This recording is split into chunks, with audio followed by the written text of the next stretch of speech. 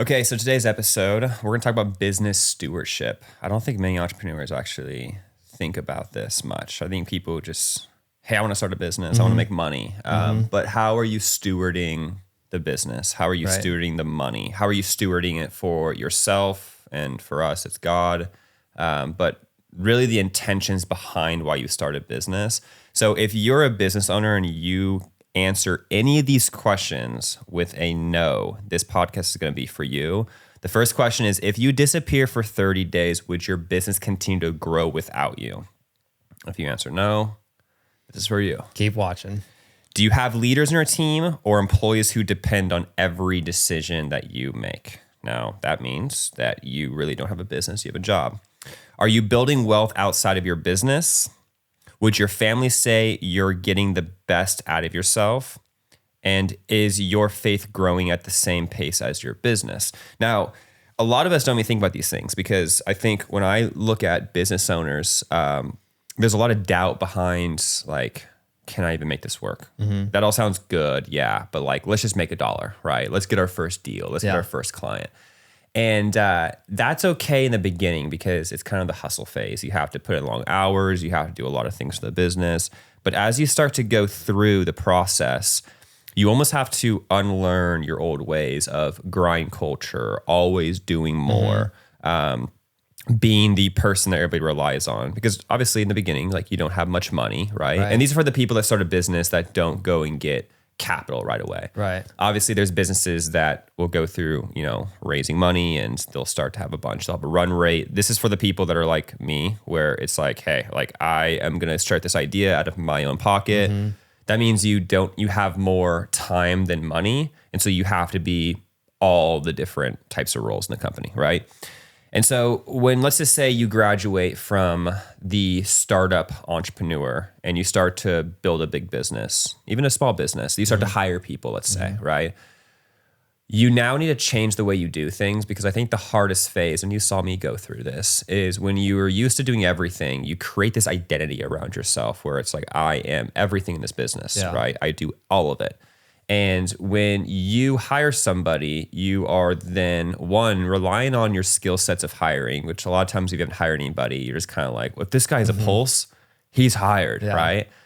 Or if he's excited, I'm excited. I just want somebody to be excited to work with me, right? Versus are they actually good at what they do and can they actually bring value to the company? Right. You hire somebody and then you have to hand off a few things. Now what happens, a lot of times they hand it off, but there's a string attached to it. Like, hey, if you do anything wrong, I'll pull you back, right? And that's normal. That's the process of you killing your old identity of the startup phase into now you're building a business. Now you have to get yourself out of that if you want to build a business that you would steward the business the right way. And so when I think about that, I think about the question of what type of business are you actually building? Because at that phase, you're actually building something, right? When you're by yourself, you say you're building a company.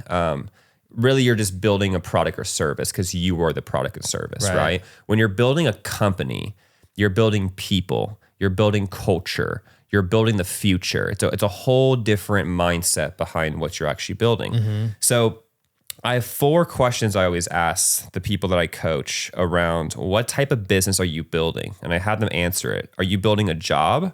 Are you building a lifestyle business? Are you building a company or are you building an asset? Now let's go through those 4 because I think those are very interesting because a lot of people would say, Jared, I'm building an asset. Right. It's like, okay, well, like prove it to me. And then they start to go through and are like, I'm actually building a job, right?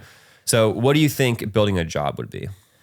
Building a job. I think it's someone who started their company and they almost just get stuck in the rat race of like, just got to keep it going. Okay, I have this thing. I'm trying to make money. It's making me more money. And that's kind of it. It's not taking that next step of delegating things out. So like creating a job for you. It's like, yeah, it's an income, but there's probably a ceiling to that. Your time, you can only wear so many hats and do so many things. It's funny because if you went into a normal company, like corporate, and you brought someone in like, okay, you're going to be the HR, you're going to be the CEO, you're going to be the chef, you're going to be the, cleanup crew, you're going to be all these things. It's like, it's ridiculous. So, that's the job I would assume is someone who's doing they got all the hats and there's no time left. Yeah. And I think time is the main one with a job, because what is a job? You have a boss that tells you when to come in. You have a boss that tells you what to really do. You don't really have control over your time. You are trading your time for money. That's what a job is. Now, people mix this word and they think, well, if I'm just a business owner, I don't have a job. But it's like, the difference is it's not the boss, it's your clients. Right. And sometimes those clients demand more than a boss would. A boss will tell you, hey, you're on at 9, you're off at 5. Right. A client, in which case it breaks. Yeah. A client will text you at midnight and you're back on. And so it's almost like it's the worst boss a lot of times, because a lot of times we get these clients when we're starting out that aren't the best and they don't respect time. And next thing you know, you're all over the board, right? And so a job really is, you can create a business that becomes a glorified job. The only difference is the money you make is not guaranteed, which it's not guaranteed on both sides. It's not, you can make more, you can make less. It's based on performance, right? But typically you do not want to create a job at all, right? Yeah. Now, number 2 is a lifestyle business. Now, this is interesting because for me, a lifestyle business is an elevation of a job, but it is it's a hybrid between a job and a company, but you have full control over the whole entire thing, right? And so I think about it from a standpoint of like, what if I never hired you and I then just started picking my favorite clients, but then I was everything to them? It would be a lifestyle, right? So I would shoot, I would edit. Let's imagine I had, 5 clients that I worked with and I did everything. Right. Editing, shooting, like social small media. creative agency, right? Where it's usually just one person. The business becomes my lifestyle, right? It's everything in there. And I talk to some people and like they enjoy that because they really enjoy what they do. And they're like, yeah, no, I don't need to build a big business. Like none of these are wrong besides the job part, I would say is wrong. But again, it's like if somebody is like, well, I'd rather have it be a job where I then get beat up. So think like a real estate agent, right? That's a job. They don't have any control of their time. Their clients control everything for them. That is a job. Like, well, I own a brokerage, Jared, but I have a title of a CEO. It's like, that is a job. Like I was golfing with a buddy of mine and he had his other buddy coming who's a real estate agent and we were about to play and he calls us. He's like, sorry, like the buyers said I have to come. And he just canceled and went. And we were laughing. We're like, they're a slave. Like it's a job. Like it's completely a job. Lifestyle business can work pretty well. If you just enjoy what you do and you're like, look, I'm not looking to build a team. I don't like to manage people. I don't need a crazy amount of money. If I just make this much money and I can work with these 5 clients, I'm happy. Solid. Now, there's risk involved with that, obviously, but there's also risk in having a job. Your boss and your company could fire you, and then you have to find a new job. So there's always risk in things. Yeah. The third one is a company. Now, a company is you actually become the actual CEO. So you are hiring people. You give them full ownership of it. You are not micromanaging everything. You're actually building a company, what's a company? A company is you have to build the culture, you have to build the people, you have to build a future. And so you're actually then becoming a real CEO, right? Now, you might ask, what's the difference between a company and an asset? Well, a company, you can still build all that stuff I talked about, but is the company now making you money? And so if you're not great at putting the right people in the right seats, if you're not great at your services being actually a good service you want to buy, right? If you're not good at leadership where you teach your team how to make your clients happy, then you have high churn, right? And so what happens is you might look at the end of the day, and this is what a lot of the people that I coach do this, is they have a company, which means they have employees, they have culture a little bit, they have an idea what the future looks like, but then you look at their finances and you're like, you're not making any money. Like you are making less money than a truck driver right now, right? That is a company, right? Yeah. That is not an asset, which is the 4th one, which is every single thing I build, I want to make sure it's an asset. Because for me, I look at an asset as like, what can it produce me? What's the profit it gives to me? And is it going to be bigger and bigger? If I'm allocating all my time to this thing, what is my return on my investment, right? My return on my time as well. And so that's the reason why a lot of people don't go from company to asset, because they don't understand their numbers. They're running their business and it looks like a company. It's the illusion of a company. Well, I have employees. I have my name on the wall. I have a website. We're making money. We're making $500,000 a month in revenue, Jake, right? And it's like, okay, let's look at is an asset. Yeah, dude, I'm making $500K a month, Jared. Let's see. Right. Oh, you actually are, after all expenses, you're actually not making anything. So therefore you have a company, but you don't have an asset. And so that's why what I try to do is you see that the progression of the entrepreneur going from number 1, a job, number 2, a lifestyle business, number 3, a company, number 4, an asset, right? Because you change during the whole entire thing. So a job is your talent, what you provide, your skill set. A lifestyle business is a clarity of the skill sets. I'm going to do this really well, but I'm only going to do it for some amount of people, and I'm going to control everything. I'm not going to build a business. I'm going to build a glorified job that I get to control because I like to work with the clients. I can say no. Right. I'm not being told by anybody else. I'm still my boss, but really my boss is the clients I work with, which could be good. Company is like, okay, I'm starting to become a CEO. I'm starting to become a real business owner, right? Meaning I taking own off a some business. of those responsibilities, giving them to other people. You're building a business. Doesn't mean that it's an asset though. Right. Because for me, it's like, why did you get into business in the first place? And this is an interesting topic that I think about is a lot of entrepreneurs, if you remember, Rick said this about Robert Kiyosaki. He said, A students go work for companies, C students own the companies, and B students work for the government. So funny because it's so true because it's the options, right? The C students like myself, like I don't have any options. I didn't go to college. Like I have to make this company work. Right. What happens though is you have this fear where then you start the company and then it becomes your identity. And no one really talks about that a lot, where it's like, hey, if I let this go, I remember I talk this all the time, but I remember talking to you outside of a shoot and being like, bro, like, you're like, dude, I got this. Like you hired me for the reason. And I was like, you're right. And I didn't walk away from that being like refreshed. I walked away being like, please don't get a call. Please don't get a call, right? What am I doing? I'm holding on to an identity, right? I know I can do this job, but am I willing to give it to somebody else to potentially have them do it worse or better, right? Well, that's faith. Like I'm having faith that I hired the right person. I'm having faith that he is going to do the right job. And we've had people that we've hired that, we get calls from clients or they're just not. I mean, I've standard. had my fair share of mistakes too. Yeah, very little. I don't get much about you. But it's like, and that's a testament to like, and I'm not saying that I was a great hiring manager per se when I hired you. I got lucky with you, right? You've seen me evolve over time because why? I found the bad employees. And I was like, okay, got it. Jake does this good. They do this bad. And it started like learned the whole process, right? Yeah. So that's the part where it's like, again, are you running a job, a lifestyle business, a company, or an asset? Do you have any questions on that before you go on the next question?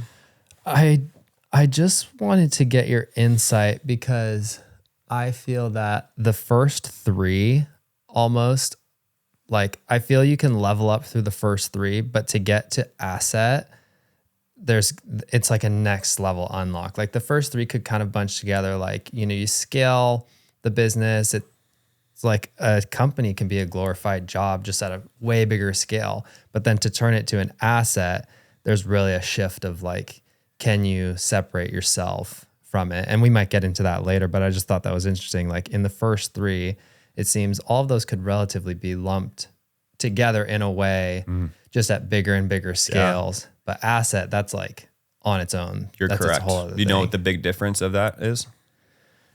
My first guess would just be being able to fully remove yourself from it. Does it work without you? There's that. And there's also financial literacy.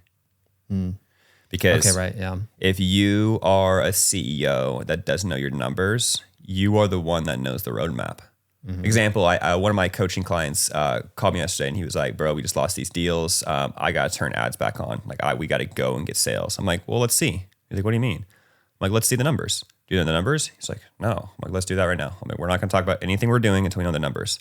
So we break the numbers down and he's making like $26,000 profit with his current position with losing the clients. Right. I'm like, what were you going to do? He's like, I was going to spend like 50 grand a month on ads. I'm like, okay, let's go through a simulation of this. If we go 50,000, what's the ROAS? And he's like, oh, at least 3 times. I'm like, okay, is that the floor? He's like, yeah. What's the ceiling? 5 times. I'm like, okay. So if we're doing 50,000, 3 times ROAS, we're doing $150,000. What is the fulfillment load on top of the 150,000? And he's like, oh, it's this many projects. I'm like, current team we have right now, how much can they fulfill? He's like, all of that. Like without, like, don't just say, like, let's think about that. All of it. Is there any pressure? Is there anything that's a build? Do we have to hire anybody else? Is there different systems? Like, let's fundamentally look at that. And let's not look at it from an ignorance of, we're going to get all those clients being good clients. Right, we can do it. We're going to get some bottom of the barrel. Yeah. We might, like, what if all those clients are awful and they're bugging you all the time? Like, do you have certain systems in place? And it started getting him to think, and he was like, okay, yeah, blah, blah. And so I was like, okay, so here's what's happening is if we shoot for the goal, because the worst thing for you to do is you hit your sales goal and then you can't fulfill on it. And then now it's like you just create a problem for yourself without thinking. Yeah. That's why the simulation is so important. And so I was like, okay, what if we go the high end? What if we go to 5 times ROAS? He was like, okay, so $250,000. It's like, okay, we have pressure on us now. So okay, let's go in phases. Okay. So this month we shouldn't spend 50 grand on ad spend because we're good. We got 26,000 of profit. Like let's not work you to a dog. Cause he's also like, I'm going to hire an EA because I need my time back. And I'm like, well, here's the issue is you go and do that sales thing. You're going to be spending so much time over here on sales where then you hire an EA and now you're training your EA that I am chaos over here. And you're only doing that to make money. But then what happens if you make the money? What does your job look like in 2 months? He's like, oh, I wouldn't do sales anymore because I'm hiring a sales manager. I'm like, so you have this EA who's just like, what does this guy do versus clarity? I do this, you do that, right? Yeah. Now everybody wants to it's shiny object syndrome. It's just like, oh, we have all these opportunities, right? And so when he started seeing that, I didn't make any decision until I saw the numbers because he was thinking, we got to go. And so his 50,000 just came up because in his head, the truth was the 50,000 was what he spent to make the most amount of money. Okay. I'm not looking at it that way. I'm looking at it, it's not how much you make, it's how much you can carry. Because when you can carry it, you can then allocate that capital towards the right areas and get your time back. So it goes by phases. Okay, we have this month, this is our goal. We're going to stay within that. We know what happens with the ceiling and the floor, right? If we go the ceiling, we do this method. We might have to hire people because it's a lot more than we thought. If we have the floor, then we stay the same. Everything is good. Now, you might ask, well, what if we go through the ceiling? That's why I make the ceiling kind of almost unrealistic. Okay. And if you do blow through the ceiling, let's just figure it out. Okay. I don't think people are like, don't know, let's turn it off, blah, blah. Like, that's a good problem to have. It's a problem, but like, it's better to have money and then like, let's figure it out, right? But let's make it where it's like, it's a gap where usually you're within it, right? If you're below the ceiling or the floor, right? You got to think about what happened. Where KPI is not met, where employees not good, right? So do you see how I go through the simulation of it? And so you cannot do that unless you are calm as a CEO and you know your job. And so that's the reason why if you look at a CEO, they always say they make 3 to 5 decisions every single day. And so they don't have a lot on their calendar. So that's why you're seeing me, like, I don't have much on my calendar. It doesn't mean I don't work. I think people think about that like, oh, I don't want anything to do. I'm working all the time, but I get to decide what is the most important thing I'm doing right now. What should I work on right now? Before, when you're so busy, you're just reacting on the loudest voice, the loudest client, right? And so instead I look at it and say, okay, I have all these tasks that I need to do as a CEO. What is the number one thing for me to actually do? Well, do I know my financial position right now? Yep, I know that. Okay. Do I know where we're taking this company right now? Yep, I know that.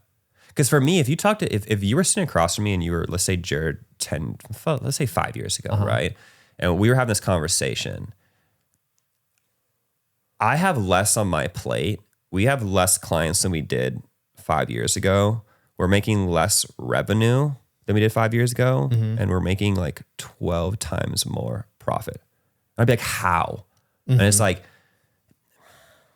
it is because we know where every dollar is going. It's intentional clarity. And our clients are so good right now. You know how many agencies call me? They're like, dude, how do you have good clients? Yeah. It's like, bro, because like we literally care about having good clients. And so we are willing to fire clients. I'm willing to get rid of so much money for faith that good people are going to work with us. And when a new company comes, we're talking to a company, actually I have a call at 4:00 today. And I am so not, like, they've been hitting me up for the past 3 months. And we don't need it right now. Like, we really don't. Like, we're good with our current clients. We're set with our current clients. We don't need it.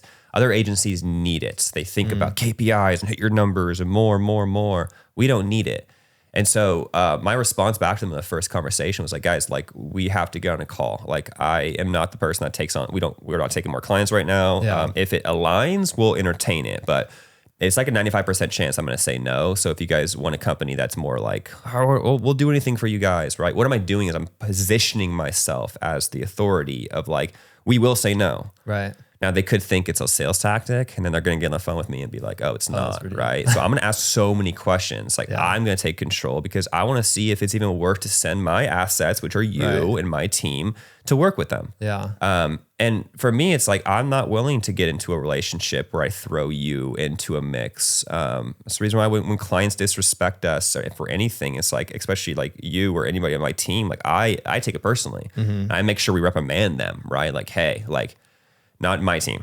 Like we're not the ones that are just like, hey, you guys can take advantage of us and walk all over us. Like I respect my team so much and that's what happens. Right. So that's a big thing. What's interesting about what you're explaining in like both the financial clarity of that previous example and like, you know, this call that you have, it almost seems that someone who might be in the company, someone who has a company could have an asset if they just changed their mindset about how they looked at things. Because the person who has a company is like, wants to turn the ads on, wants to spend, you know, the money and could create more problems. The person who's thinking about it as an asset, like same decision, right? They could say no, okay, 26K profit. I have all this time. How can I allocate that? That seems like much more than an asset than creating more problems for yourself. So that is pretty interesting to think that just the clarity that you have going into a situation could determine which side of that line. You know, it's, you know, I'm 100%. Sure it's a spectrum. You're not always going to be one or the other, but if you could start to make decisions about, okay, I don't need to just make more money right now. How can I make the most out of the money that I am making? Correct. You know, dude, you know, what's so interesting about that? Anybody watching this has different amount of money in their account. They're making different levels, right? It really doesn't matter. So like, for example, if I look at somebody making $60,000 a month and I look at somebody else making $10,000 a month, you would say the person making $60,000 a month would make more money. And I would say whoever's the most financially literate will make more money, because I have coaching clients that are making way less and they're making more. Their net worth keeps going up every single month, right? And you're like, oh, is the Dave Ramsey theory where there's being less than they make? Yeah, but it's not like they're sacrificing. Like they're still doing what they do. They're just not bleeding out money. And so it's funny because I look at somebody that is making money and I'm like, oh, if I could just be them and take over their finances, then they would be making money instantly. So that's why my job in coaching is like, get them to know financial literacy, because they are actually in a good position right now. They just don't know how to manage their actual money. Right. So it's hopeful for people, because I was shocked with that. I always thought the people that I take on that have the most revenue are going to make the most money. And the ones that have the most revenue a lot of times are the most chaotic and the less control. They're more of just like offense all the time. Okay. Let's go get sales all the time. But their defense is awful. So they're the team that has horrible defense, that this scoreboard is always 150 to 149. But we won by 1 point, versus the people I look at have really, really good. They might have horrible offense, but they have great defense. It's 2 to 15. Yeah. Bigger gap. Yeah. You see what I'm saying? Yeah. So that's why anybody watching this, like if you're like, oh, well, I don't have money, this doesn't apply to me. It does. I've proven that wrong with all of the clients I work with. Yeah. If you look at how much they're making, it has nothing. Again, it's how much you make, it's how much you carry. Right. So that's really interesting to think about. So, okay, question 1 is, are you building a business that makes money or a business that creates freedom? Okay. So this is what I kind of got shocked with is, I talked to Megan about this, and we sat down. This has probably been 3 years ago. Yeah, about 3 years ago. And I said, write down a piece of paper all the memories we had in the last year, right? And we were working like dogs. Like we were working nonstop. And everything we wrote down was trips, right? And we took like 3 trips that year. And it was all trips. And we're like, interesting. And then I started thinking, I was like, okay, well, we should probably do that more. But how can we do that more? I looked at my calendar and I was like, well, like we're going to plan it months in advance and all that. Then I started realizing, I was like, do I even have freedom? Like, no, like I literally have no freedom. Like, and it made me nervous to actually plan these trips, because like, okay, well, what if? And we always had these like asterisks, like, okay, well, what if we get a deal, or what if this happens, or what if their shoot comes and all that, right? And I started realizing, I was like, am I actually building a business for money or for freedom? And I was talking to a mentor of mine who was in his 60s, and I said, how much, and he's a multi-millionaire. And I was like, how much would you give to have my age back and be my age? And he's like, all of it and more. And I'm like, interesting. So when you're younger, you do everything to get money. And then when you're older, you give all your money away to be younger. And so it's like, well, let's learn that lesson now so we don't get older and then think that, right? And so that's like somebody told me is like, would you trade places with Warren Buffett? And people were like, yeah. It's like, you realize he's, I think 90 right now. Yeah. It's like, okay, so you're like for 2 or 3 more years of life, you would take all that money. And it's like, everybody would say no, right? When you look at that perspective. So I was like, okay, well, I'm in my prime right now. It's like, well, freedom is what the flex is actually. And I think the grind culture is starting to unwind now with people where it used to be like grind 18 hours a day, the Gary V's, all those people are just like, go, right? You even seen like people change, like Alex Hormozy is changing. They're pregnant now. And he was always the guy who was like, we're not going to have kids. Like, we just want to work nonstop. And you're seeing them taking vacations. You're starting to see people realize that like, it's not all about just working. And I think that's an ego. Let's be the hardest working person in the room. And that was my thing too. It's like, I'm going to outwork you, right? It's like, no, I'm going to out freedom you now, right? Like I look at like a Grant Cardone. I look at Pace Morby. I look at all these guys and I'm like, bro, I wouldn't trade places with them because like, if we could look at what I'm doing right now and we can consider this work, but it's like, we like this. They're traveling nonstop and they might like what they like, right? But they're going nonstop. They're it's always go. And it's like, well, yeah, but I'm building a big business. Like, I have a helicopter. I have this. It's like, I don't care. Like I have freedom. Like that's all I care about. And it's my freedom. So that's what I want to challenge people with. Is like, what are you actually building, right? Are you just building it for money, and then why? Are you somebody like a Dom Ivacon, for example, who is genius with this? Dom, who owns Raw, Cadence, 3D, Bum, Energy, like a big portfolio CEO, right? One of my favorite CEOs right now. So when he sold his business and he didn't sell it for capital, he actually then took a bigger position and had the right partners so they could grow it. Because he always says the second bite of the apple is always better. And so his thing is because he wants to retire at 40. Why? Because his son, who is younger right now, he's going to be about 5 years old when I retire at 40, and then I'm going to have all the freedom in the world, right? But he's working like a dog right now. That's fine because you have a goal. I'm going to work right now because my kids are so young. They really don't know much right now. But when they're 5 and older, like that's a good plan. Like I like that, right? If you're somebody though that doesn't have that exit plan, let's say, and you're just like, I'm just gonna work, right? I want more money. I just want more. I want this. And you're keeping up with the Joneses, right? You're like, I just want the bigger car. I want the bigger house. I want the jet now. Yeah. It's just empty. And so I always challenge people like, what do you really want? And when you sit down, there's not many people that would choose money over freedom, right? But then they say, well, money gives you freedom. It's like, that's not really true because you actually see the more money has a hold on people.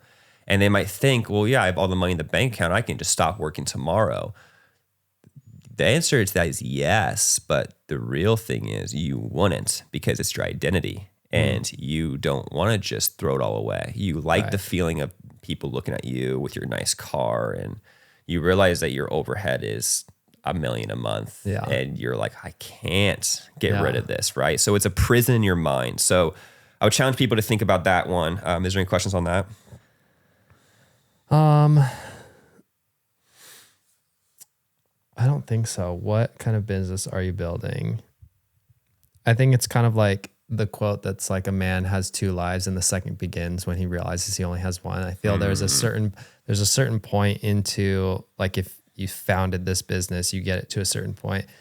Along the journey, I think everyone asks themselves this question, or they should. Maybe they haven't yet, maybe they haven't, that's why they're watching this, but it's like, where do I want to take this? Yes. At first it's just like more, let's grow. And like that mindset, it's just like so far in the future.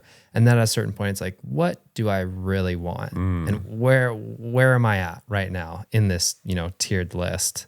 And that's courage. And that's why you see like Bill Gates has think weeks, he calls them, where he goes away for vacation. And he just reads books and he thinks about what he wants to build in the future. When you're so busy as an entrepreneur, and again, you're doing most of the things yourself, you're just dealing with the problems in front of you. So you're dealing with today's problems only. And you get home and you're like, I grinded today. I feel good. And it's almost like it's it's an addiction. Yeah. There's a deeper thing to that I won't get into, but it's like actually scientifics where it's like, it's actually, it becomes a real addiction. It's almost like a drug. And if you don't work that hard towards it, then it's the reason why in Ironman, if you notice, like when you're in the race, you're like, dude, this is miserable. I'm never doing this again. And then you get done with the race and you have the biggest high. And then you wait like a week or maybe a few days. You're like, I'm signing up for the next one. Yeah. Right. It's your brain being in fight and flight. And it's like, we need to do it again. We need to do it again. That's survival, right? And so when you train yourself that I work 18 hours every single day, some people think like, oh, if I had the option to go to 4 hours a day, I'd be happy. I'm proving of that because I was doing 18 hours a day and then I outsourced everything and all of a sudden 18 hours. No, I was working 18 hours a day. Yeah. I was working 18 hours a day. And all of a sudden I went down to not having anything to do in the company. And I remember walking over to the pool and you guys were all working in here. And I'm just like, nothing to do. And it was miserable. You would have thought like, oh, I did it. Like I freedom. I can do whatever I want. It's like, I didn't want to do anything. My identity was like, you need to do this. And I couldn't. And so it became depression. Right. And so that's why a lot of people, you have to almost show them the better path and then work through that. It's going to be hard because that's weird. It's like, wait, it's going to be hard to not work as much and make more money.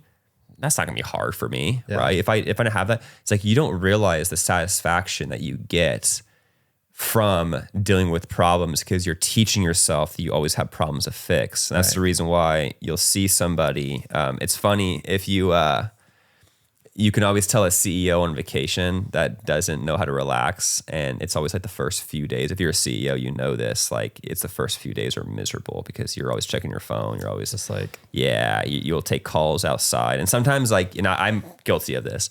Sometimes you literally just call your employees just like, hey, checking in. Yeah. You know what I'm saying? Yeah. So it's like, it's just because your brain, and then what happens is a week in vacation, you then start getting used to it. And then you come back and you feel bad because it's like you're on vacation, you're finally used to like the slow down lifestyle, and now you're back thrown into what you're doing, and then you get back in that flow. So it's always like a flow, right? Yeah. So, but I think that was the question one. Question two is, again, can you go on vacation? So if you disappeared for 30 days, what would happen to your business? Would revenue stop? That means that you're directly tied to sales. Would growth stop? That means you're directly tied to how the company actually gets revenue, but also keeps revenue and fulfills. And so the question is like, is it going to stop? Is it going to idle? Or is it going to grow? Now you had to answer that question honestly, right? Where it's like, is it growing? Meaning you could really step away, turn your phone off for 30 days and the company still grows. Now, how do you do that? Well, you have to have the right team in place. They can't rely on you. You have to trust them or teach them how to make decisions for themselves and have a framework on how to make those decisions. Even when things get curveballs pop your way, where it's like, hey, like we have this issue come up, how do we deal with it? Yeah. So there's a lot of work that goes with the growing part of it, right? That's why the systems and processes and clarity and ownership is the most important thing for growth. If you don't have that, then it won't grow. Most people would say that it just stops growing, so idles, or it doesn't grow at all, right? And that is a big tell on if you are the bottleneck in your business, which is another question we'll get into. But that becomes, or do you really have a business or do you have a job, right? And so I think that's been hit a lot of times online. So I'm not going to talk too much about that because it's pretty clear. Which one are you? And if you're the one that it stops, then you are the bottleneck. If it's the one that idles, that means that you do have some things that could sustain it. But still things kind of rely on you. If it grows, that means the business doesn't need you at all, which means that you have a business that you can exit, you can sell. You also are usually a great leader. You have great people, and you have great systems. And that's what a lot of people don't really have. They don't have great people. They don't have great systems. They don't have great SOPs. They kind of just are like, let's just figure this out when I'm in the office, right? So any questions on that? I think it kind of goes into the next one. I was going to ask you, like, for someone who thinks about that question, is like, oh, like that would be great. Like I can't even take tomorrow off without things just catching on fire. What's the first tactical step towards being able to get to 30 days off, right? If that's like a week, like being able to turn everything off? Like, what's a first tactical step? Because that's a big mountain to climb. Yeah, I think that the first thing is you have to give people the roadmap on how to do things, because it's a lot of people miss this part of it. What you do, if you're not able to explain it simply, you don't understand it. That's an Einstein quote, right? You have to explain it simply. And how you explain it, people say, oh, SOPs, right? And they go on Claude or ChatGPT and it pops SOP and they don't understand it, right? Can you close your eyes and go through the whole entire process? So you see me build workflows all the time. I can close my eyes right now and go through their whole entire workflow of MMG. And I say, make me a graphic and I'll go through every single step, right? You know, Jake goes to shoot, then Jake drops the content within 24 hours. He then tags on Monday. Like I can go through the whole entire thing and then it can build me out the actual flywheel, workflow. That means I understand it. And the good thing about that is like, I then can put it on paper and show you the process. And I think our processes are super simple. They're not complicated. We don't have all these systems all over. It's like we've been doing the same thing over and over and over.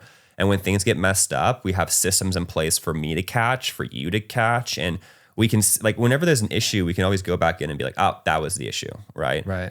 Because it's so simple. We're not trying to like ask questions or go to you. It's like, okay, we know what happened there, right? So we can fix it. I can give that to somebody and they just have to look at a piece of paper and they can do it. So I can literally take a CEO that knows the agency space and maybe even doesn't, just knows how to look at a workflow and be like, you're the CEO for 30 days and they can operate it. They can manage it, right? That's the first thing. The next part is, and that's the system. So I always have 3 phases: systems, clarity, effort. Systems are what I just talked about. You can have the best quarterback in the world, but if you have the wrong plays being ran, he will look like he's the worst quarterback in the world. Why? Because the stats are awful. He is throwing to the wrong people. He's throwing in coverage, all that, right? So that's the systems part of it. The clarity is usually the KPIs. It's the, what do we require from this job? So the clarity is, okay, here's how you do it, but here's the deadline we expect it to be from. Here's how you do it, but here is the actual level we do it, right? Okay. Which is called SLAs, standard level agreements, right? And that's like the floor of the standard that we do for this whole thing. Right. That is SOPs in written form.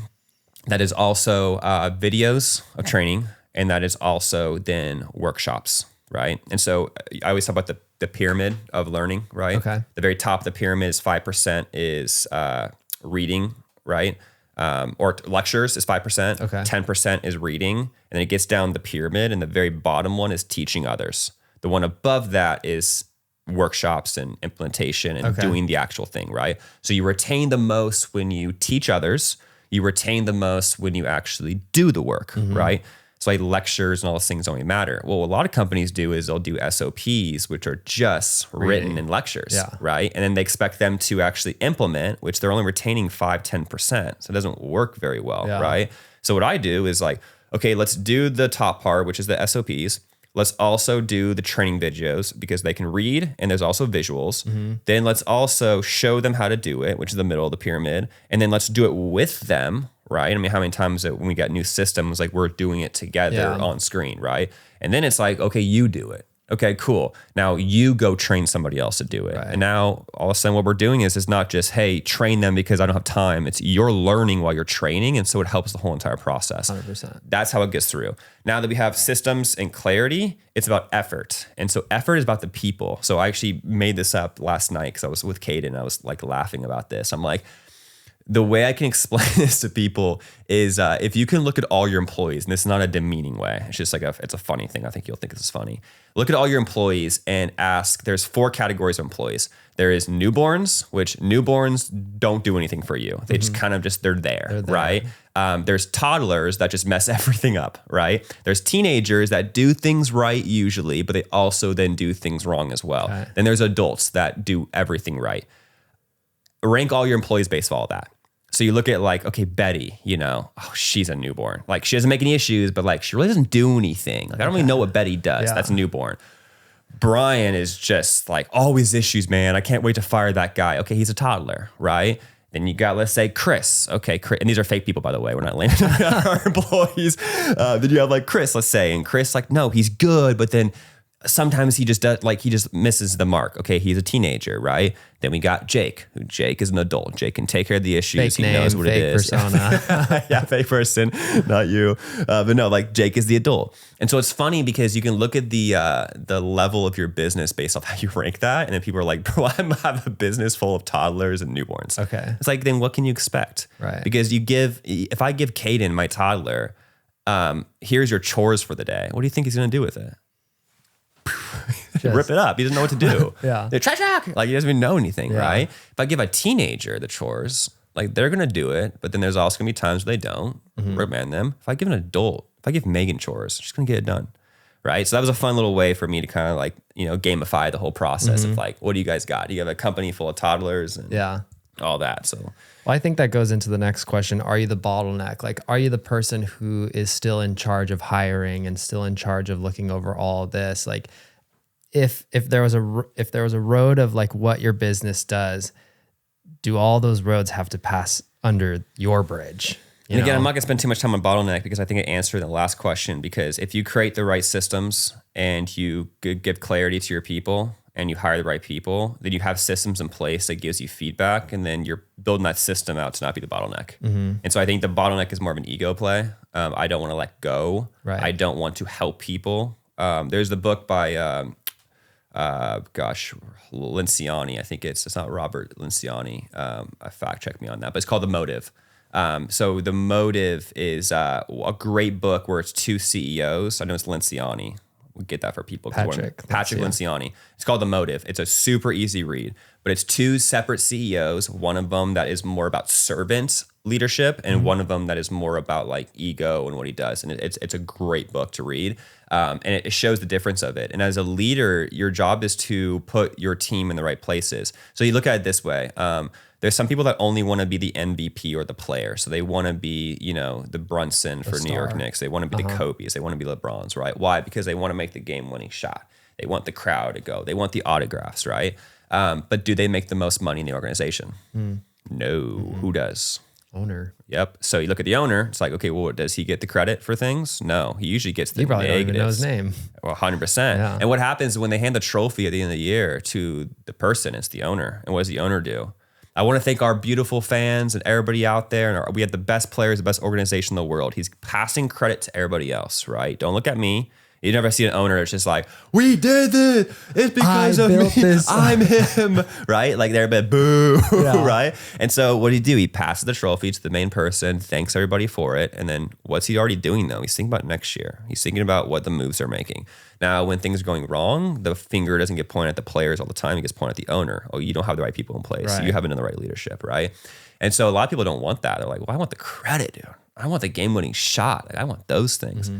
The owner makes the most money, but it's not the most glamorous job. I think CEO has been glamorized so much. A lot of people I don't think should be a CEO, because for me, like, I want to serve people. Like, that gets me activated. I don't want the credits. Nothing makes me happier than seeing somebody become better because I was in their life, but I don't want the credit for that. I feel weird about that. So it's like, I built Jake, right? I don't think that in a way, right? But I think we can both say that, like, you've gotten better being around me. I've helped you in ways. And it wasn't because I'm just like, bro, I taught you everything you know. Like, it wasn't even that. I don't think I taught you really much in the camera world, but I taught you how to be more disciplined and the levels of how to be able to interact with people and the psychology. But more importantly, like, don't just try to control you. Just watch you and see, like, okay, you're great at this, but you're suffering at this. How can I make you? Because I don't know how to help you with the greatness. It's like, how can I get you to be a little better here? And it wasn't, in the beginning, maybe it was, but it wasn't like me getting on you per se. It was understanding, how do you receive information? And a lot of times it's just like, hey, bro, like, can I give you some feedback? And you're like, yeah. And then it's just like, this is what I see. Yeah. And you're like, cool. And then also, next thing you know, the next time you do it, it's perfect, right? So I think it's like, that's the part of it where it's like, do you really want to be the bottleneck in your business? That really means, if you are the bottleneck, that means you are the player mindset where you want all that, right? So it's a big question to ask, but I think bottleneck's been thrown around by so many people. It's the hook of the century. Are you the bottleneck of your business? Right. It's like, yeah, that's the model that you have to go through. Yeah. Okay. Question 4. Did you create a job or a business? Yeah. So I think we touched on this a little bit, but it's again, let's break it down in more detail. We talked about what in the beginning of the podcast, we talked about what is a job versus a business, right? And you have to just ask yourself what you really want. Because again, it's not a right and wrong answer. Right. If you're only looking at money, you could argue like, well, having a business makes you more money, but I don't even know, because if you're a poor leader and you run a business, you make less money than if you just literally created a job for yourself, right? One of my coaching clients, he runs a pretty big agency, and I would argue that he would make more money being by himself than him being the owner of his company, you know? And so I think about that. I'm like, well, why? It's like, because he's so extremely talented in the actual craft, but he suffers so bad with leadership, with all the things I talked about, what makes a good leader, right? Now, he really wants to be a good leader and a good CEO, and he really wants to do that. But I'm not convinced he wants to do that because he wants to do that. I'm convinced that that is the next progression that people think. Well, I have a good product or service. People want it. Okay, the next thing I got to do is I have to scale it bigger. Okay, well, how do I scale it bigger? Well, then I have to then hire people. Okay, when I hire people, then I have to get to the next level, right? And almost like it's like the next level, but it's like, do you really want to do it, right? You're almost better off. Like, I mean, there's been a few months that he's not made any money, and that's crazy, because if you told somebody like, hey, do you want to work for me? Like, yeah, okay. Not only do you not get paid, you have to pay me $15,000. That's entrepreneurship, right? Because like he had to fork out money for his own personal to keep the business afloat, and he's working like 18-hour days, 6 days a week. And so it's like, I think everybody glamorizes it. It's like, oh, look at me. I have a company. I have all this stuff. But it's like, it's not so sexy. It's really, I don't ever discourage people from trying it, because it changes your life. You go through so many ups and downs as being a business owner.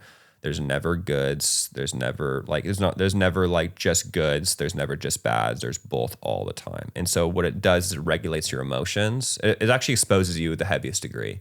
How you handle trauma, how you handle like letting people down, how you handle mistakes, how you handle wins. And like, it's the best program, I would say, in life to build your character, right? So that's the part about the creating the job or the business, is ask yourself like what you actually want to do, but don't get it twisted. Don't call yourself a business because you have a logo on the wall or you have employees, but then you look at yourself, and again, if you can't take a vacation for 30 days, you don't have a business, you have a job. I think that's the best one I can look at. Any questions on that? I think to relate question 5, are you only fixing today's issues? I feel that when potentially people get started in starting this business, like there's an initial reason for it, whether it's money, whether they want to build something, and then you kind of get stuck in the rat race of just like making it bigger and one more and one more and one more. And in my head, it's just like, are you only fixing today's issues? Are you only still, okay, what's the next progression? What's the next step I need to take? How do I need to make this bigger? It's kind of the same mindset, bigger scale into question 5. Are you only focusing on like what's right in front of you instead of asking yourself this bigger question of where does this thing actually go? Dude, that hit me directly, because I think especially when you are a high performer and a lot of your identity is around performance, it's super important to pull yourself back and say, why am I doing this? And I'll give you an example of that. So like Ironman, for example, when we first started Ironman, the goal in the first race wasn't, I'm going to qualify for world championships. It was, I'm going sub 6, which was also an aggressive goal for me, right? And if you told me like, bro, you're going to world champ, I'd be like, no, I suck at this. Like there's like grandma's passing me, right? Well, then when we didn't get the goal, it activated me more. It's like, I got to do this again, and I got to go sub 6. Then we went sub 6. It's like, okay, I gotten better. I want to now do St. George, Utah, because the course looks insane. Like, notice it wasn't about time. It was just about like, I want to complete it, right?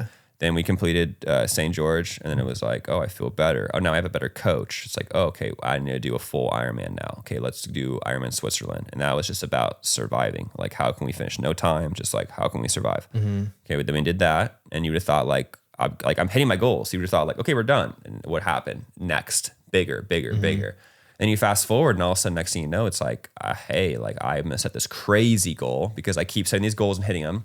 I'm going to set this crazy goal to qualify for world championships. And so then we sit here, I qualify for world championships. And right when I get the qualification, it was about a week of me being so happy. And then it was like, what's next? Can we go top 5 overall in a race? Right. And then we had the podcast with my coach and he's doing the same thing. He goes to Kona and gets top 4 in the world in his age group. And then he thinks, can I win an Ironman? And then he wins an Ironman, or he wins 70.3. Then he says, can I win in a full Ironman? And then he does that. Then it's like, can I go pro? And then when he's pro, he's going to be, can I get top 10 in a race? Then it gets top 10 in the race, right? It never stops. Yeah. And so it's like, that's because you don't have the ending goal and you're not asking your why. Now that could be addicting for some people, but I had to stop myself and say, the goal stops here right now because now it's sacrificing other things in my life. I should enjoy this world championships and I shouldn't have a camp where my head is down like other races because my kids are relying on me. So why don't we incorporate them in this training camp? Because it's a celebration. I'm not going for a time. I'm going to celebrate. But my mind is telling me, no, you're not. You're going to compete, right? And I'm fighting with this 2 identities in myself where it's like, we don't just show up to go half-ass. We show up to compete. I'm like, well, no, we're not. We're going like even, yeah, right? It's 2 voices, bro. And so it got to a point where I had to sit down and it wasn't just me, it was Megan talking to me and being like, what are you doing this for? What are we doing? And then I couldn't answer the question. And so that's why the questions are so important. Like, what are you doing? Yeah. Why do you want this? You see the car and you're like, I want the car. Like, why? Because if I'm in the car, people will think I'm more important than I am. It's like, ooh, there it is, right? And is that really what you want? It's like, actually, no. Like, okay, so you have to work your identity out a little bit because it's not about that. So I love what you said about that because it's almost like, why are we doing this? Right. If you just had the question of, am I running a business to be worthy or to be seen, right? Or am I running a business to make money? Right. If you're running a business to make money, then you would spend more time on your finances and learning financial literacy and investing in mentors and doing it the right way and not taking credit, giving your team the credit. There's certain things you do and success leaves clues. And a lot of the clues are more patterns around the success that people don't really recognize, right? So that's are you fixing today's problems or tomorrow's problems, right? And so it's really, are you optimizing today's business or are you optimizing tomorrow's business? And today's business is what is in front of me. It's not asking me questions. It's just taking care of what's in front of me. Right. Tomorrow's business is let's ask questions. Right. Are the things I'm doing today bettering my position for tomorrow for what I'm building? And then you got to ask your why. That's why it's reverse engineering is so important. Where are we going with this? Right. It's so funny, bro, because if somebody said, my goal is to sell my business for $20 million, and then what do? You would go to someone that does that and you say, hey, if I want to sell my business for $20 million, what do I need? What was my business going to look like for me to be able to achieve that? And they would say, okay, you have to get your EBITDA to this number. We're going to do, a QOV, a quality of earnings. You have to get yourself out of the business. They would give you a roadmap of what you need to do. Yeah. And it'd probably be the opposite of what you actually are doing. And so people say the goal of, I'm going to sell my business for 20 million. But they haven't even figured out the roadmap. It's almost like I'm gonna drive to New York right now, and then I just get in my car and I don't have a map and I just take off. Okay, well, east. first I need gas. Okay, let me go to the gas station. Okay, next I'm kind of hungry. Okay, I need food. Okay, well I know that it's this way, so we're gonna start heading that direction. Okay, I got a flat tire. Okay, I need to find a tire shop. Well, we're not gonna just all of a sudden drive from point A to point B, right? Because we got to sleep, right? It's a long trip. So where are we stopping? And if you don't know that, and plus if you don't even know what exits to take, you might not end up in New York, you might end up in Florida, right? And so the markers and like imagine you're doing that road trip, but there's no signs anywhere. You would never make it to New York. Yeah. But since we have signs, welcome to Nevada, welcome to, Kansas, welcome to those, you at least know, oh, God, we're in Kansas, we're a little bit, okay, we're in here, okay, we're going to have nothing for the whole cross United States to go through. So we should probably think about the hotel, right? So there's markers to it that you have to go through. And so if people could reverse engineer, what do you actually want? And that's not just hey, let's ask you, what do you want? Like if you're watching this and you're like, okay, what do I want? And then you try to figure it out within 2 minutes, you have to think about this. Yeah, because I feel like people could just be like, oh, well, I want I want to have enough money to support me and my family. I want to be able to spend a lot of time with them, and I want to like build a big business. And you look at all that stuff and you ask, well, why around Not it? wrong answers, Yeah. but it's like, what specifically? Like, Yes. how detailed can you get about this? Because if you just have this like big picture, then it'll probably just stay big picture. 100%. And there's no real direction. If you have like a direct line. I mean, bro, how many conversations have I had with you over the last 5 years where I was like, what do you want, right? And remember the first thing you told me, you're like, dude, I want to shoot big product shoots. I want to be a big sports companies and all that stuff, right? Well, that's pre-Jake with kids and family. It's different Jake, right? Now, if that same Jake's sitting right here, you're probably saying the same thing because it's like, that's exciting because you're coming from college and your portfolio was all that kind of stuff. You're like, I want to do it at a higher level. That activates me, right? But then if all of a sudden like Nike came to you and was like, hey, we're going to offer you your dream job in the past, but you have to travel to Beaverton every single weekend. We're going to fly you to Spain. We're going to like, you're on the clock. Like we're going to have to just, and you remember when we hired Adrian from Nelk Boys, he worked for us because he was like, bro, I was going on Air Force One with Trump and I was doing all these different things, but like, I'm trying to like have a life now. Like I also would text me and be like, we got to be at the airport within an hour, right? It sounds good when you're younger, but then when you have kids, everything else, you're like, no, the most important thing for me is my freedom is to be there, not to be traveling nonstop. So it also takes into account like life is always changing. So when you think about it, it's like, just because you have one goal right now, it doesn't mean it doesn't have to evolve or change because you could be a family man. Right. I'm really interested to see how Alex Hormozy and Layla actually do this because when your kid comes out, it changes your whole entire life. And that's all you want to do is be around your kid. And you've seen me and you just design our life beautifully where it's like, there's not many, like if you went to work for a different agency or a different company, you would never have the freedom that we give here. Why? Because you and I sat down and we thought about like, what do we want? Right. Like we want to be family men. And it happened to be like really unique. Like, and I remember the last day that we all like, you were coming to the office every single day and that was a weird, sad day, whereas like, it's bittersweet. Like we both now get to be with our family, but we get to work remotely. But also it was like, we kind of missed this part too of like being with each other for 5 days, like not 8 hours a day. But it was like, well, that's the progression. It worked for that season. Right. But now it's like, if I told you like, hey bro, I need you to come to the office now from 9 to 5, 5 days a week, it wouldn't work right now, right? It's just different time frames. Right. So that's why the conversation with just what you're building has to align with also who you're bringing in to build. And there's a part of it where maybe when the kids get older, like there could be a phase that I'm not putting past that like we go and get a warehouse. Right. And we are working together, but then our family's there. Our kids are running around the warehouse. So we make it like, we don't know. Like it could be always change. I don't think we're going to be doing this forever. And maybe not, right? It's the opening of like where we're going in life. I think it's important. Yeah. I think it's knowing what the goal is. And like you said, the goal changes. So I was thinking like someone could probably have a season where they're able to delegate everything off their plate and it runs on its own. And it comes to a point where maybe the person says, you know what, I miss having my hand in every piece of it. You're allowed to do that, right? It's just like, is that what you want to do? Yes. You know, you got to sacrifice something. So you're going to give up your time to spend more, keeping your hand on everything. But if that's what fulfills you at that time, awesome. You just have to know, and you have to have that roadmap versus just like rat race. What's next? Have the courage to ask and ask again and not be tied to something. The point of being an entrepreneur and a business owner is freedom. And so you have the freedom to pivot, to change things based off what you want. Otherwise, you're not creating a job that's your life, right? You're just creating a job that you think is the right thing versus what it actually is, right?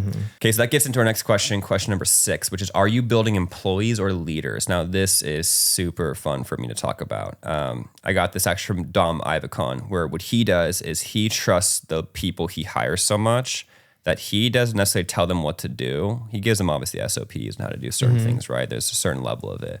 But he goes to them and he says, hey, create me a 30-day plan. Right? Okay. I'm going to review it and I'm going to hold you to it. So notice how he's not saying 30-day plan for their job. Yeah. Okay. So notice how it's not like performances, KPIs, what they can hit, right? So what's doing is like, it's getting full ownership. So it's like me going to you and being like, we need to blow up this podcast.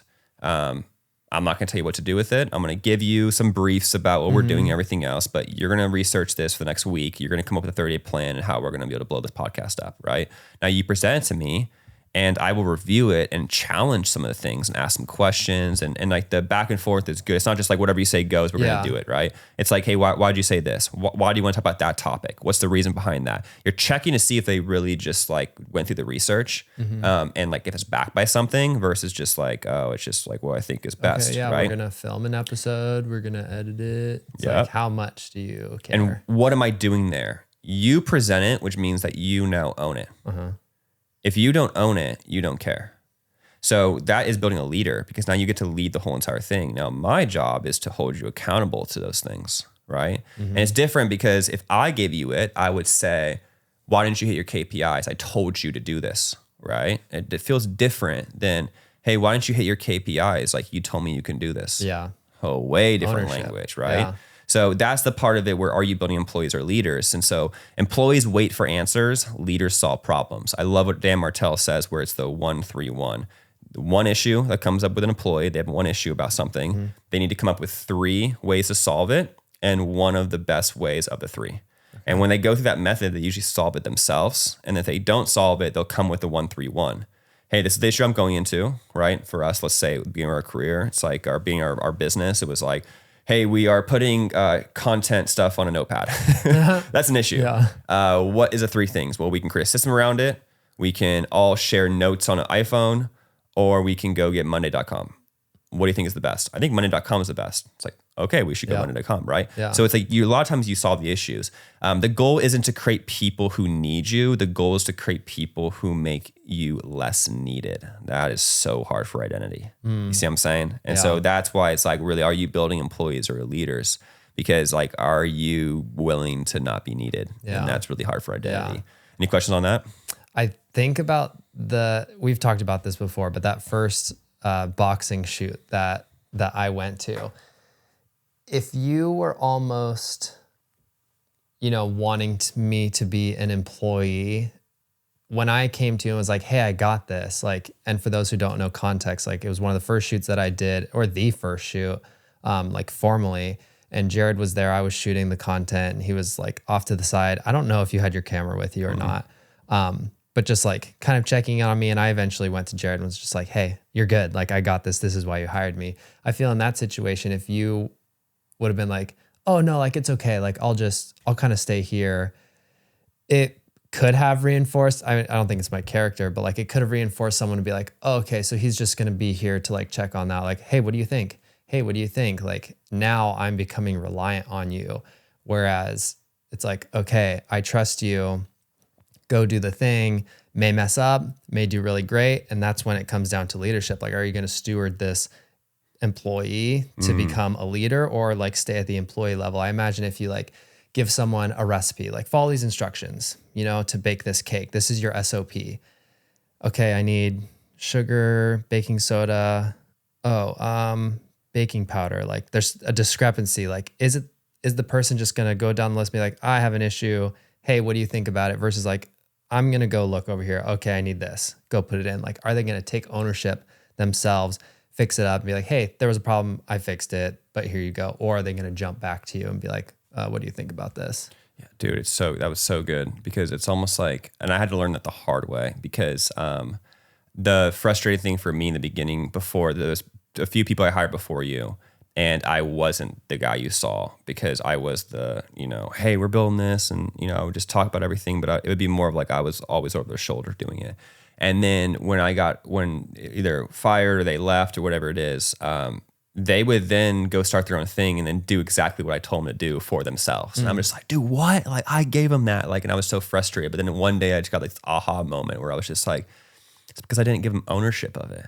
And now they have ownership. That's the only difference. They have ownership. It's theirs now. They feel like it's theirs. They're going to take care of it so much more because it's theirs, right? It's like the people that will go to a restaurant and they might leave some like food on the ground because they know somebody's going to come pick it up, right? Versus in their house, no one's coming to pick it up. They're probably going to pick it up, hopefully, right? Hopefully, some people. But it's like that was for me the biggest thing. And so when I got to you, it was almost like I need to learn to give them ownership. Otherwise, they won't care about the craft. Right. Because I wouldn't want to care. Like if someone was like doing that, it's like, dude, I don't own this. He's just going to save me, right? Yeah. You teach people how to treat you. And so if you teach them that you will solve their issues, they'll just rely on you. If you teach them that you're not going to solve their issues, they're going to do it themselves. You teach them to be leaders.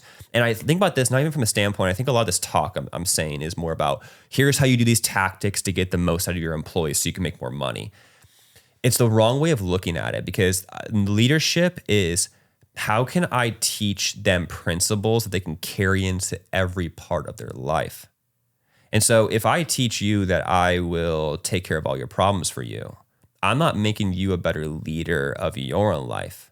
Because it's weird, like then you go home and you become a leader, but then you're a follower at work. Mm-hmm. It's like, no, I want to build leaders because I want them to lead in everything in life. Right. It's funny, like, I get into running and endurance and sports, and then your proximity to me, then it's like, well, maybe I should do it. And then we find out that it's like, you're really, really good at it naturally. And then how many people have you affected? Like you have your new YouTube, you have your Instagram, and you're getting people commenting. And so it's this chain reaction of proximity. Yeah. And it's not, I did that for Jake. It's almost just proximity. And how many times that's happened for me where I've been around certain people that affected me. And it's like, okay, I can do this, right? And so it's like, that's what leaders do, is leaders just multiply. And that's a biblical principle that I love. It's like you multiply everything. And so if I ever thought, like, it'd be so cool even if it's like you impacted somebody by 1%, right? Because I don't believe people are like 100% impact a whole. Like a lot of it's like the person, but you influence more. Some people could be like 50% impact. Some people could be 1%, right? But if you and I can sit here and be like, because the one decision that Jared made to start Ironman or start to do the endurance sports, that affected Jake to start, Megan to start, and other past employees to start running and doing things they never would have. Then you go that branch, it's like, okay, how many people did Jake affect? And then those people, how many did they affect? And it all trickles down to just one decision being made, which is, I'm going to have the courage to do this one thing. Yeah. And it impacted people more than I ever knew. And so that's leadership. It's not, I did it and you have to prove it. Right. It is a chain reaction of a response of what you decide to do, the courage you take on an action. Right. And so it's like, I don't want to build people in my company that are followers. That's ego. That is, oh, you follow me. I'm the top of the pyramid, right? If you look at an organization chart, it has like the pyramid scheme almost, where it's like owners and then boom underneath it and underneath it. And I get like why they do it, because it's like structure, right? But it makes a pyramid where there's always more employees down here than less at the top. I would look at the org chart actually. When I do an org chart, I actually go this way, because I don't like the pyramid structure where I'm at the top of it, because like I don't think I'm better than you. I don't think I'm better than Gene. I don't think I'm better than all of our employees. I'm here to serve. You're also here to serve me. You're here to serve Gian. Gian's here to serve you. It's all of us are an actual family, where it's not like, okay, he's the top, right? Right. That's because we're all leaders. We all own our role. If one of us got sick or dropped off, it would suffer the brand a little bit, because you own it so much, right?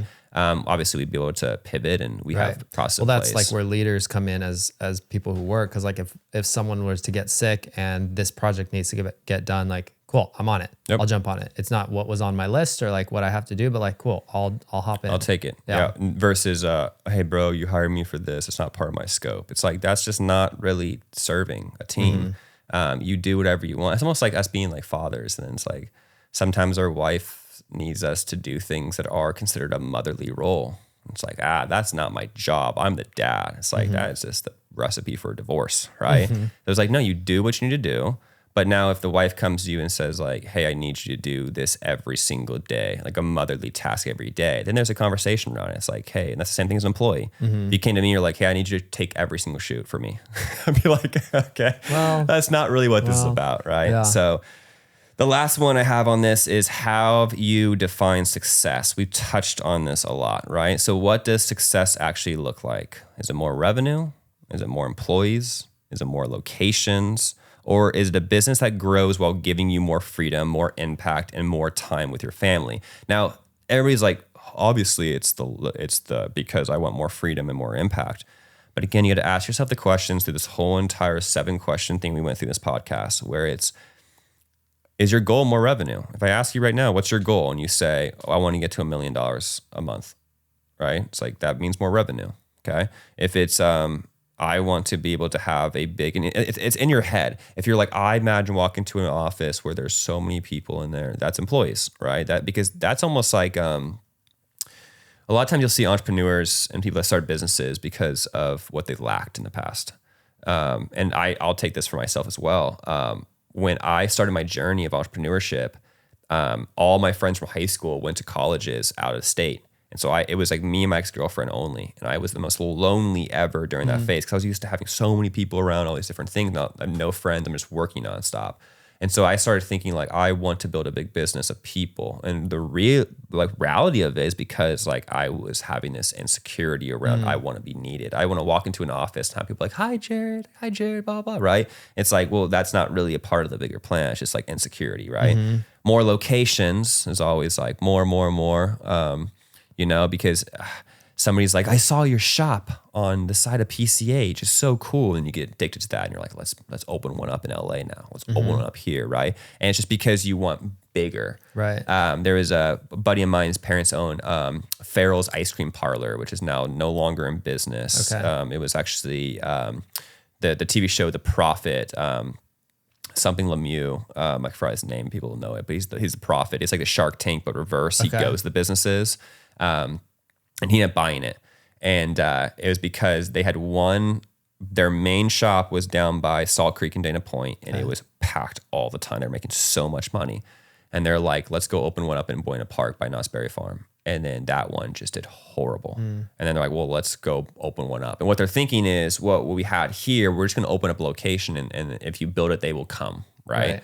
And it wasn't thought out. It was just, let's just keep expanding. That's the next thing. If they just kept that shop and just made it more efficient and did all that, they'd made so much money on that one. But because they were thinking more is the next progression, reverse engineer the whole entire thing and think why you want more, right? Yeah. And so at the end of it, it's like, okay, are you growing a business that gives you freedom? It gives you more impact.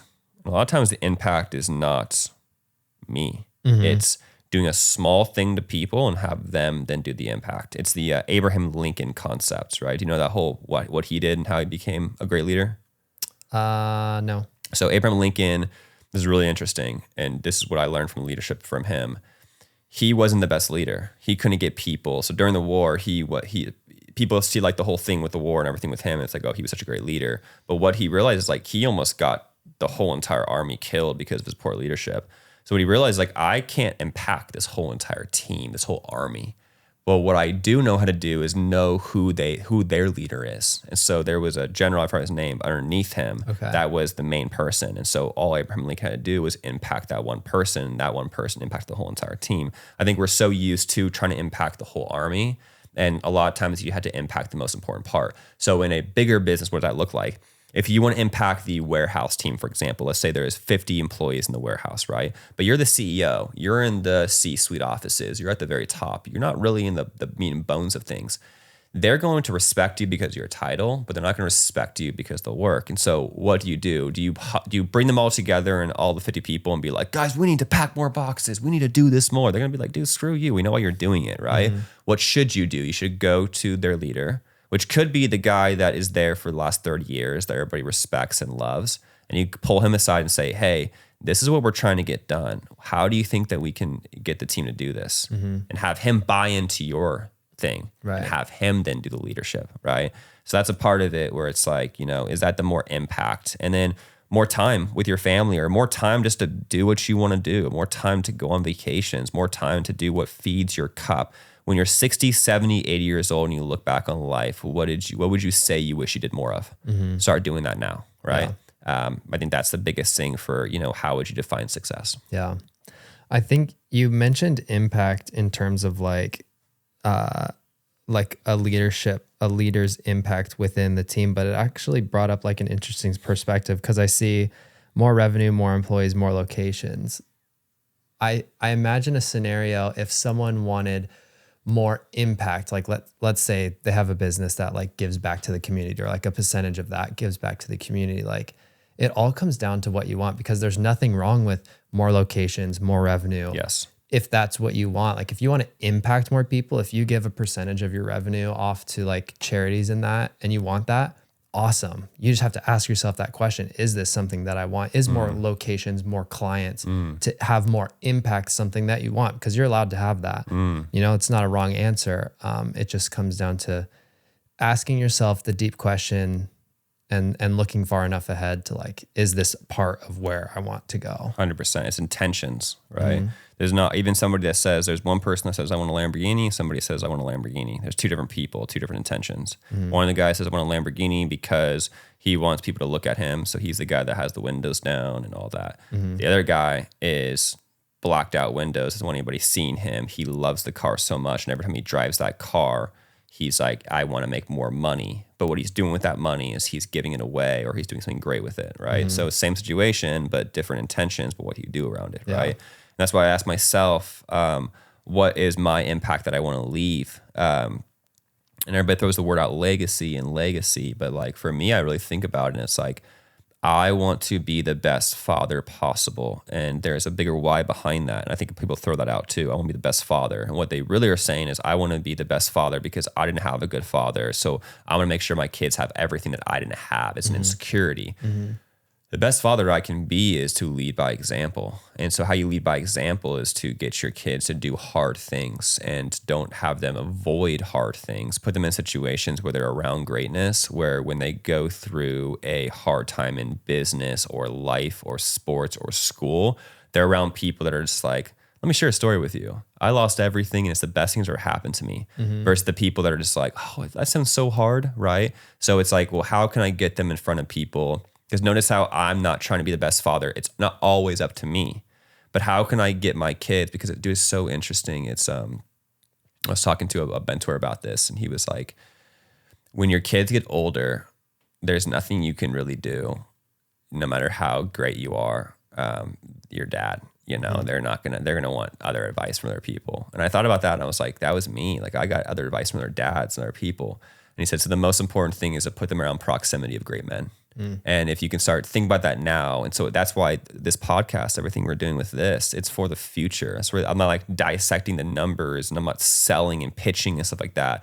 I'm doing this because, and we're spending a lot of money on the quality and I trust you with the quality. Like I could totally go and hire somebody else and just be like, hey, like, you know, but why am I pulling away my best asset and resource into this? Because like, it's a bigger picture, right? I need my best asset, you, to make this as best as possible. If I hire somebody else for it and be like, hey, it's going to be lower quality and everything like that. Well, why? Because we're going after really, really powerful people.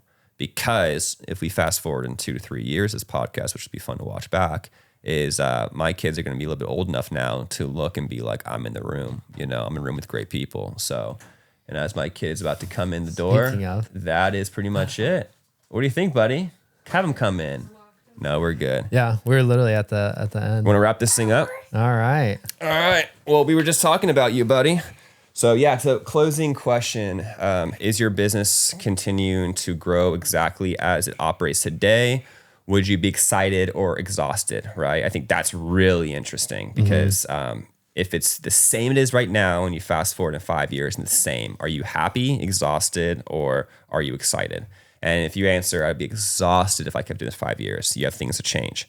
If you're excited, you're right where you need to be. And so I think that's a good closing statement because just ask yourself questions. I think this whole podcast was around, there's not a right or wrong answer. There's only right and wrong intentions.